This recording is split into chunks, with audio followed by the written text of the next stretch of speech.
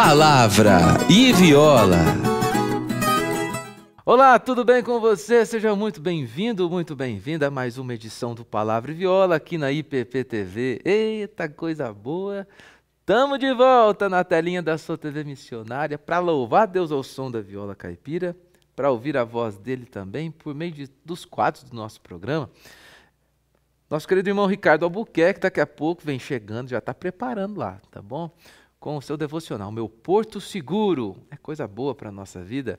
Também tem as curiosidades sobre música e instrumentos do Eco Musical, quadro mais que especial aqui do Palavra e Viola. As digitais de Deus, notícias do campo missionário, muita coisa boa, fica aqui com a gente e, ó, óbvio, louvor ao som da viola caipira.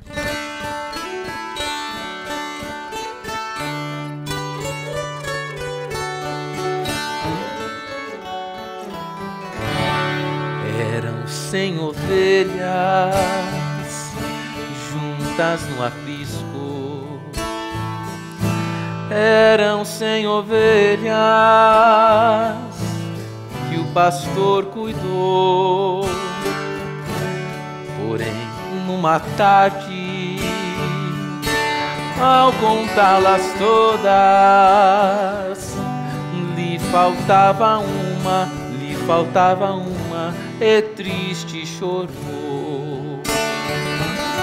As 99 deixou no aprisco e pelas montanhas a buscá-la foi. A encontrou gemendo, tremendo de frio. Curou suas feridas, pôs logo em seus ombros e ao redil voltou.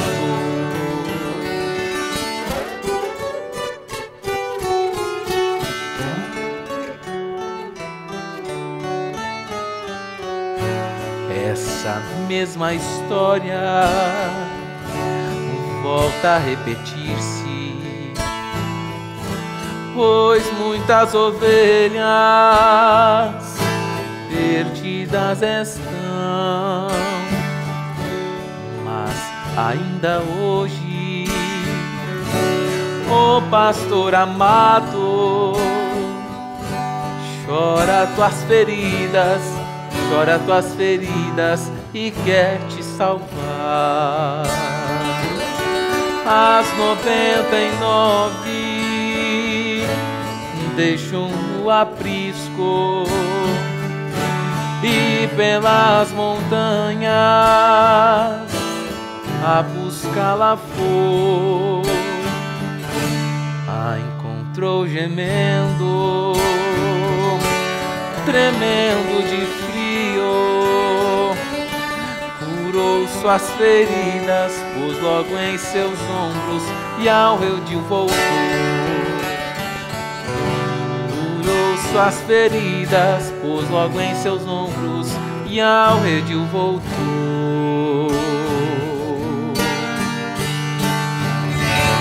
Essa é a nossa história. Estávamos perdidos, mas o bom pastor que conhece as suas ovelhas e as chama pelo seu próprio nome, nos chamou, nos resgatou, nos salvou, nos libertou. História bonita de João capítulo 10, que você pode ler na palavra do nosso Deus, cantada ao som da viola, aqui no Palavra e Viola, que continua com o nosso irmão Ricardo Albuquerque, o seu devocional Meu Porto Seguro.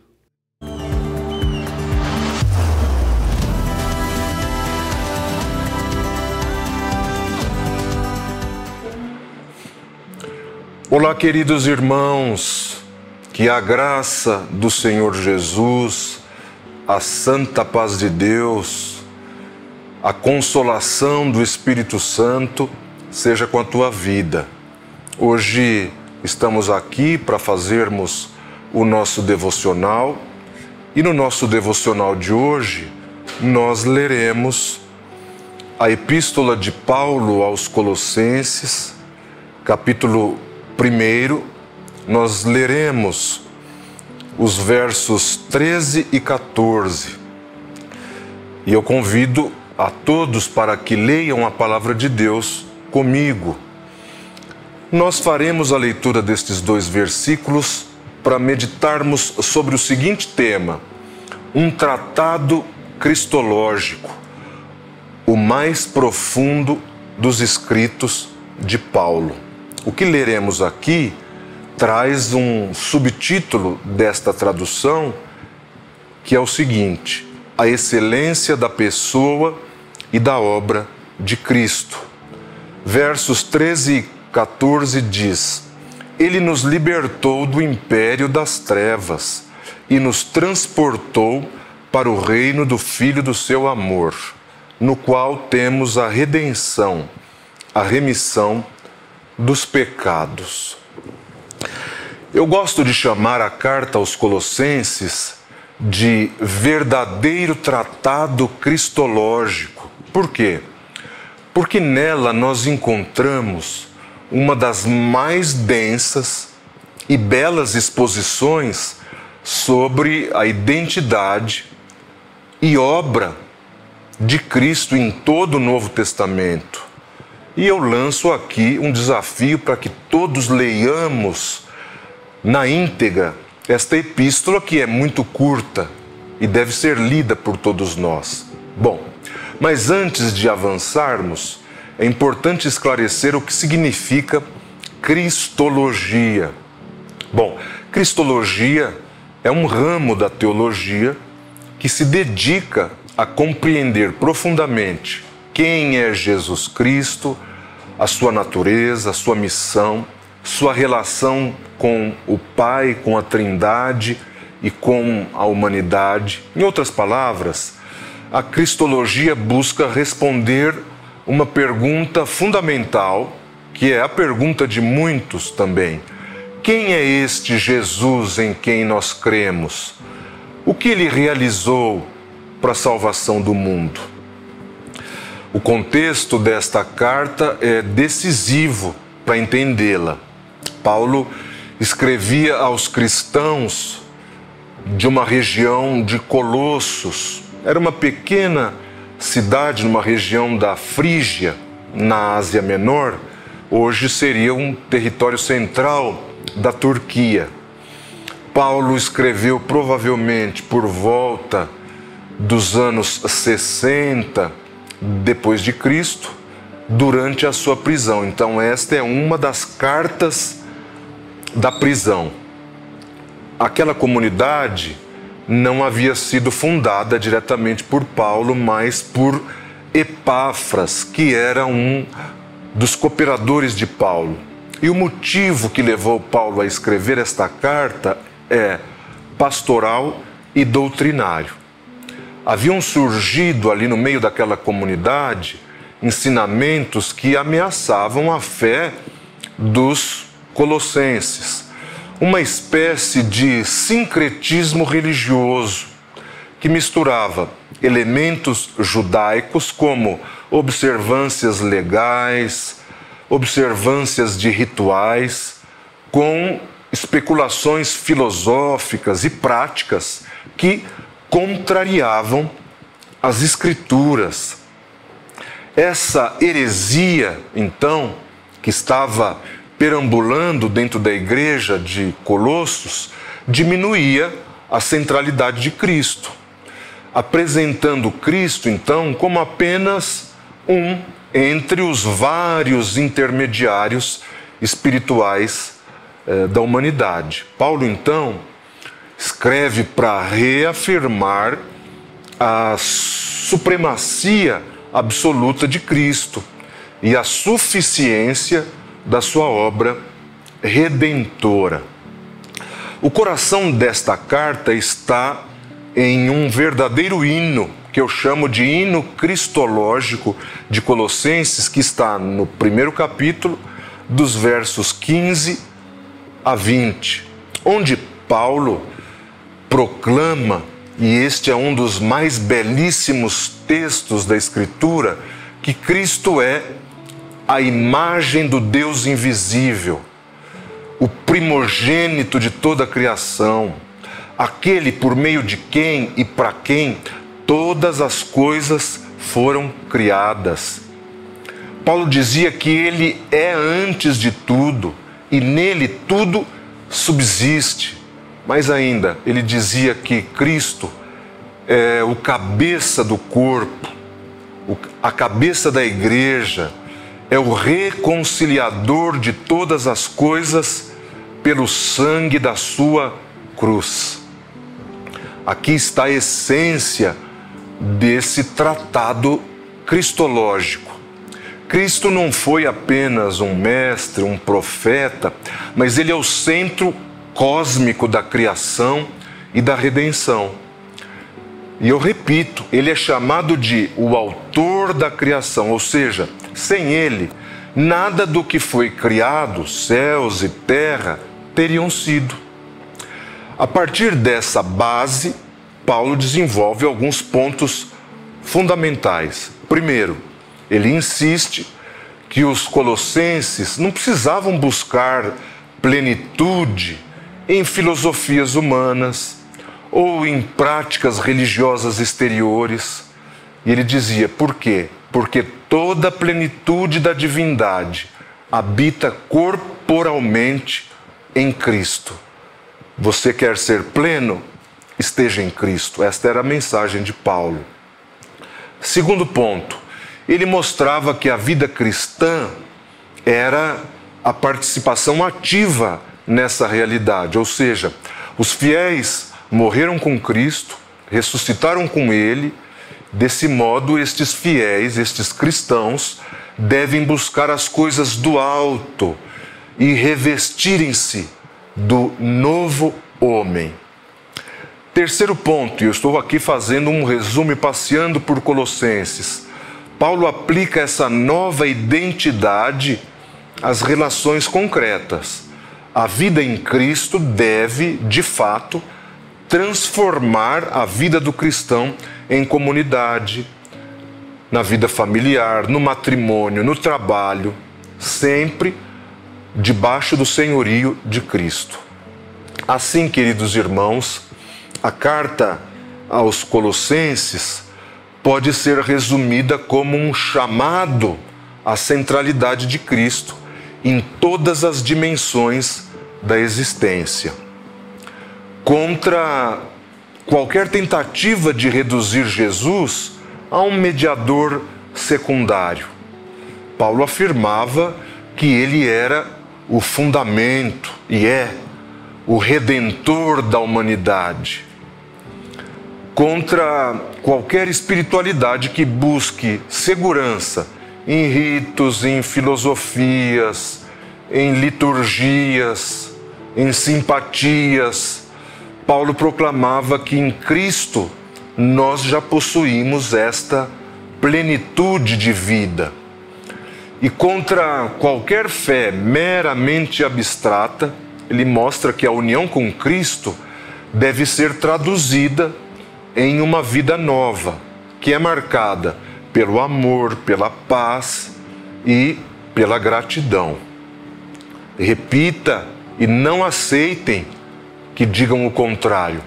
Jesus Cristo é verdadeiro homem e verdadeiro Deus, ou seja, Jesus é Deus. Em síntese, Colossenses é um tratado cristológico porque nos ensina que compreender quem é Cristo é compreender o sentido da criação, da redenção e da vida cristã. Se você é cristão, você deve entender estas questões.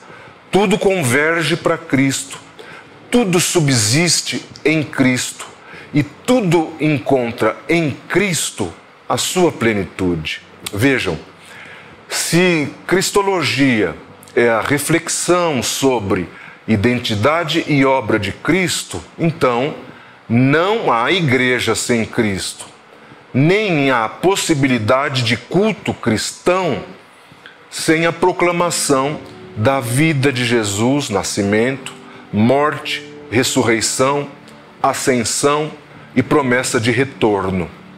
Essa convicção ou essas convicções atravessaram toda a história da igreja e da teologia.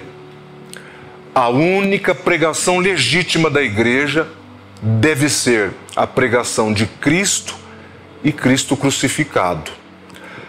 Qualquer culto, queridos, que não tenha Cristo no centro, deixa de ser evangelho e se torna mera moralidade ou mera tradição humana. Eu gosto de dizer que a igreja, ela só é verdadeiramente igreja cristã quando a palavra de Deus é genuinamente ou fielmente anunciada. E essa palavra é essencialmente Cristo e a sua obra redentora. O que isso quer dizer? Eu explico.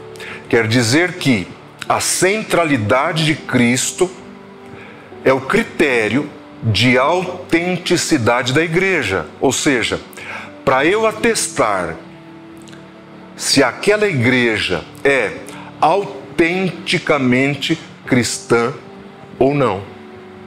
A tarefa da pregação deve ser sempre proclamar Jesus Cristo, Filho de Deus, encarnado, crucificado, ressuscitado e exaltado.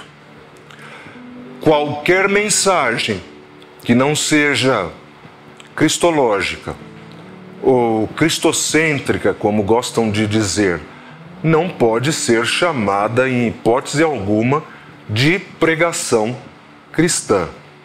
A igreja existe para testemunhar Cristo ao mundo, e quando a igreja se afasta desse centro, ela perde a sua identidade.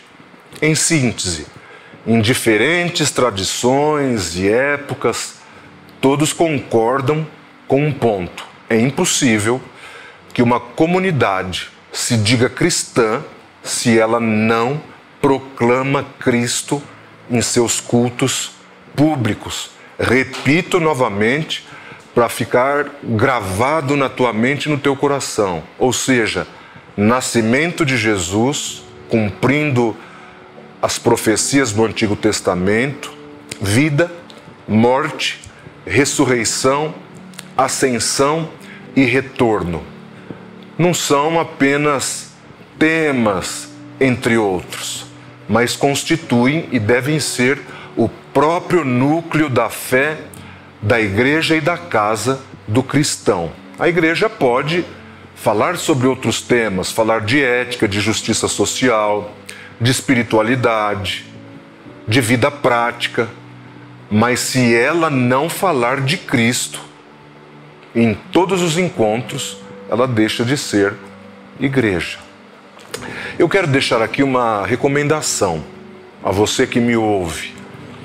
Eu gosto muito de uma canção que ela é chamada de Colossenses 1, justamente o tema do nosso devocional de hoje. Essa canção é do Projeto Sola. Se você ainda não ouviu essa canção, eu te convido a ouvi-la. E essa canção vai tocar o teu coração.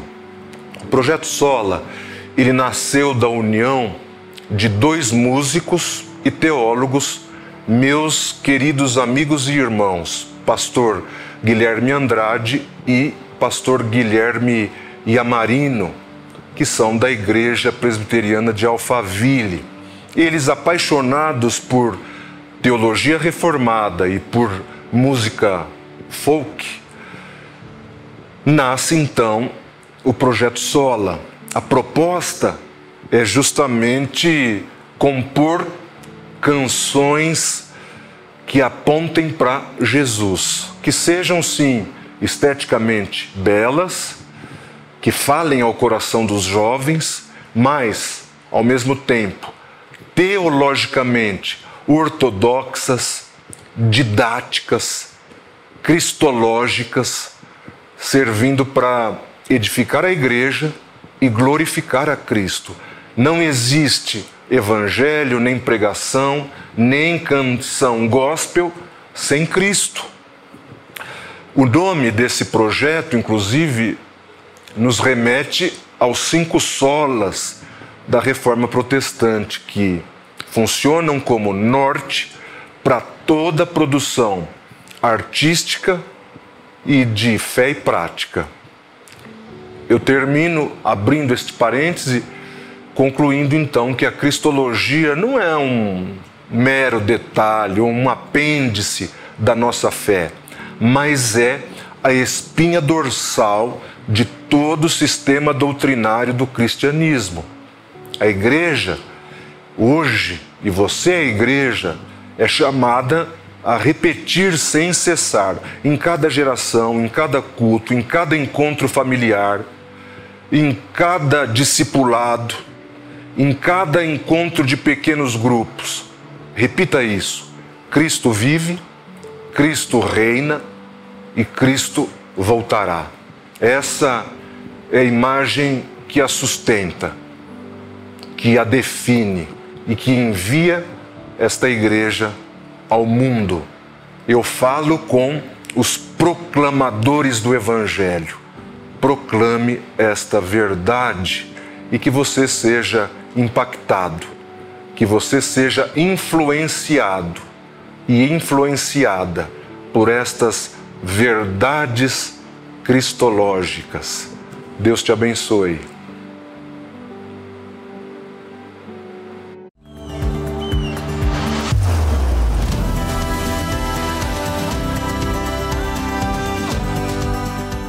Obrigado, irmão Ricardo Albuquerque. Está sempre aqui na IPPTV com o seu devocional Meu Porto Seguro. E aí a gente aproveita também para passar aqui no Palavra e Viola. Obrigado, viu, por sua generosidade. Hoje, no Eco Musical, você vai saber qual é o instrumento mais antigo do mundo. Você tem um palpite? Bom, vamos ver agora se você acertou. O instrumento musical mais antigo do mundo é a flauta. Arqueólogos encontraram flautas feitas com ossos de aves e mamíferos que datam de milhares de anos. Uma delas foi achada na Alemanha e tem 5 furinhos, assim como uma flauta doce bem primitiva. Interessante que desde os primórdios o ser humano procurava sons, harmonia e ritmo. A música é um dom dado por Deus desde o início. Até nas civilizações antigas, o som tinha o poder de conectar o homem ao divino. Não é à toa que na eternidade vai ter música o tempo todo. E a Orquestra do Céu já começou a ensaiar aqui na Terra.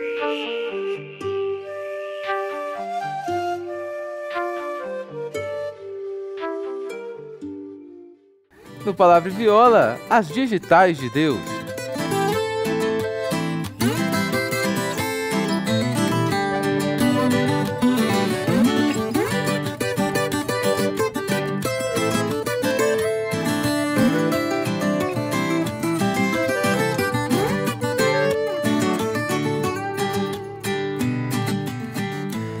Você viu cada foto bonita? Pois é, o pessoal manda pra gente. E você também pode enviar. Participe do nosso quadro, As Digitais de Deus. Manda uma foto bem bonita que você tirou com a sua câmera, tá? A câmera do seu celular. Manda pra gente para o número que está aparecendo aqui embaixo. 19 99702 8992. Eu aguardo a sua mensagem.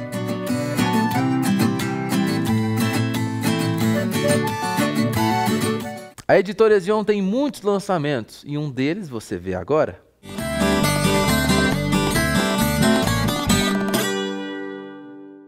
Como saber o que é certo ou errado? A resposta é clara. Deus revela o que é certo e errado em sua palavra. Tudo o que Deus é, pensa e faz é verdadeiro e certo. E só podemos conhecer essa verdade por meio de um relacionamento pessoal com Ele. Unicamente pela graça, por intermédio de Jesus Cristo. No estudo bíblico indutivo, Deus está certo, da série Pastoreio, escrito pelo reverendo Arival Dias Casimiro, somos conduzidos a uma reflexão sobre ética cristã, baseada nos principais mandamentos de Deus, porque, apesar de nossas imperfeições, somos chamados a buscar uma vida que agrade ao Senhor. Venha até a Livraria Ezion na Igreja Presbiteriana de Pinheiros ou acesse o site www.editoraezion.com.br e compre agora mesmo. Deus está certo, um guia para viver à luz da Bíblia. Ezion, a sua editora missionária. Acesse www.editoresion.com.br e na área do carrinho de compras, na área do cupom, insira lá, Vitor Quevedo 10. Escreve Vitor Quevedo e o número 10. Você vai ter 10% de desconto no seu carrinho de compras em todo o site. Aproveita!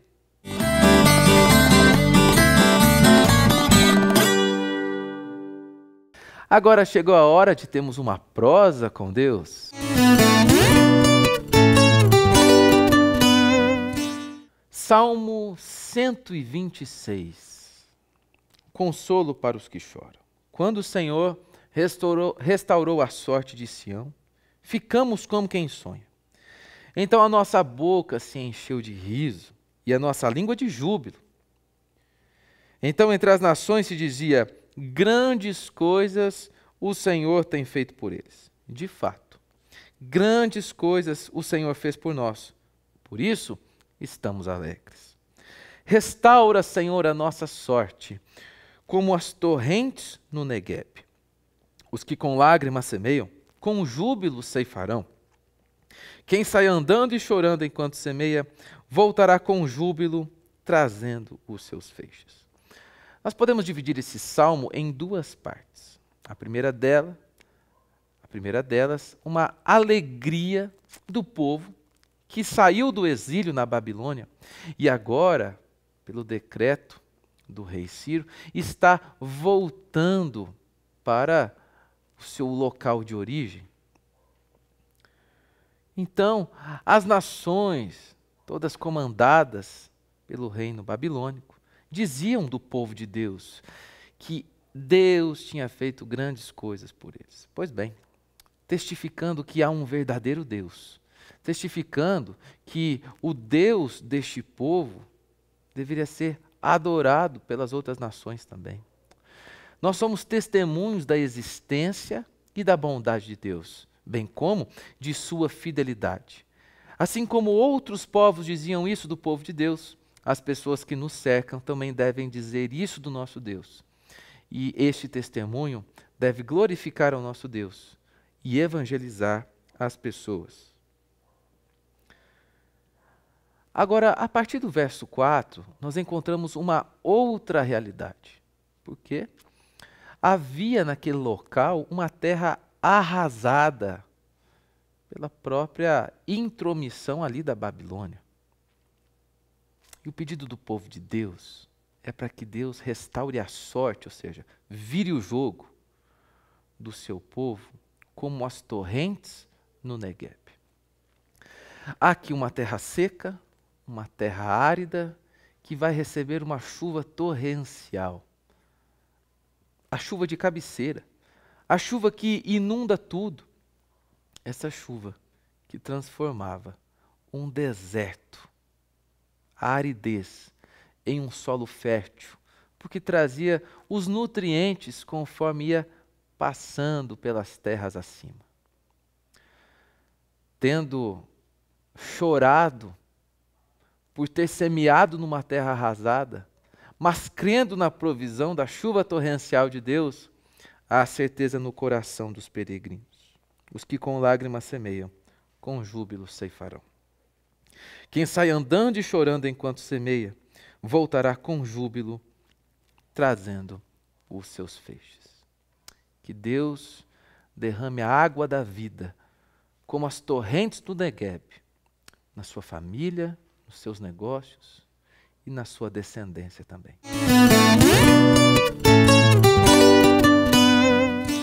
Vem chegando notícias diretamente do campo missionário. Vamos ver?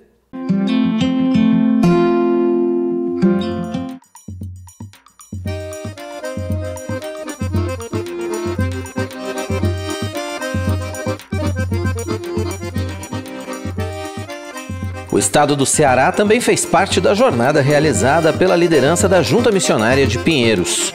O reverendo Mariano Alves Júnior visitou a congregação presbiteriana em Ibicoã, onde acompanhou de perto o andamento da obra de ampliação do templo, realizada com o objetivo de aumentar a capacidade de atendimento à crescente comunidade local. feliz em ver o progresso aqui do trabalho, a parceria com a Igreja Presbiteriana Nova Jerusalém de Fortaleza, Junta Missionária de Pinheiros, atuando aqui no sertão do Ceará. Convido você a orar pela família missionária, orar pelos recursos para que a congregação e o prédio fique todo pronto e logo em breve tenhamos aqui no sertão do Ceará mais uma igreja presbiteriana organizada. Os recursos enviados pela Junta Missionária de Pinheiros estão sendo aplicados com sabedoria, resultando num trabalho de excelente qualidade.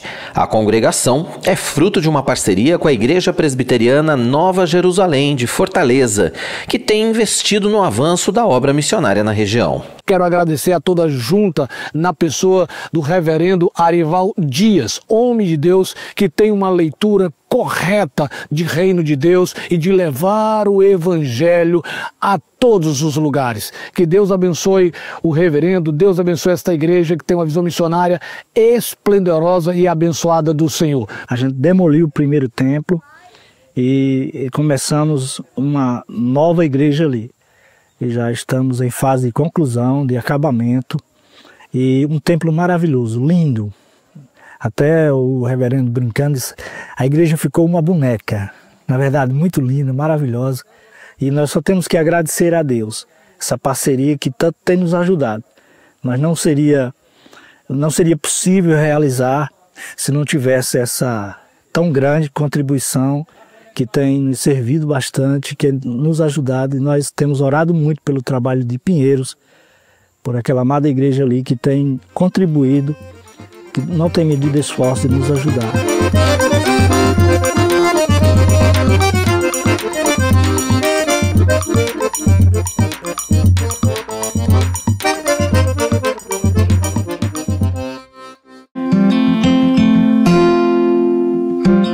Essas foram as notícias diretamente do campo missionário. Palavra e Viola vai chegando ao fim nesta edição.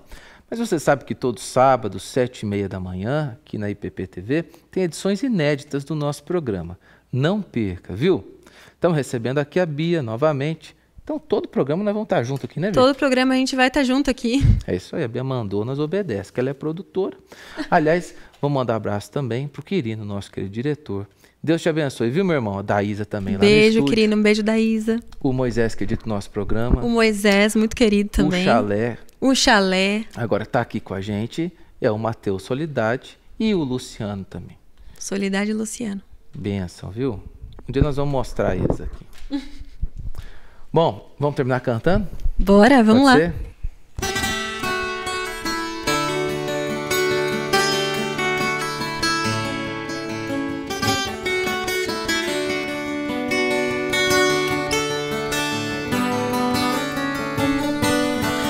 Luz do mundo, vieste à terra pra que eu pudesse te ver. Tua beleza me leva a adorar-te, quero contigo viver. Vim para adorar-te, vim para prostrar-me, vim para dizer que és meu Deus. És totalmente amável, totalmente digno, tão maravilhoso para mim. Eterno Rei, exaltado nas alturas, glorioso nos céus. Humilde vieste à terra que criaste, por amor pobre se fez. Vim para adorar-te, vim para prostrar-me, vim para dizer que és meu Deus. És totalmente amável, totalmente digno, tão maravilhoso para mim. Jesus pagou um alto preço por meus pecados lá na cruz. Jesus pagou um alto preço por meus pecados lá na cruz. Vim para adorar-te, vim para prostrar-me, vim para dizer que és meu Deus. És totalmente amável, totalmente digno, tão maravilhoso para mim.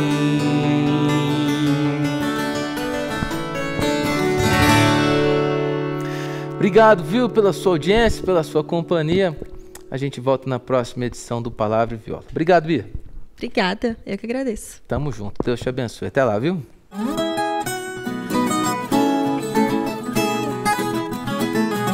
Palavra e Viola.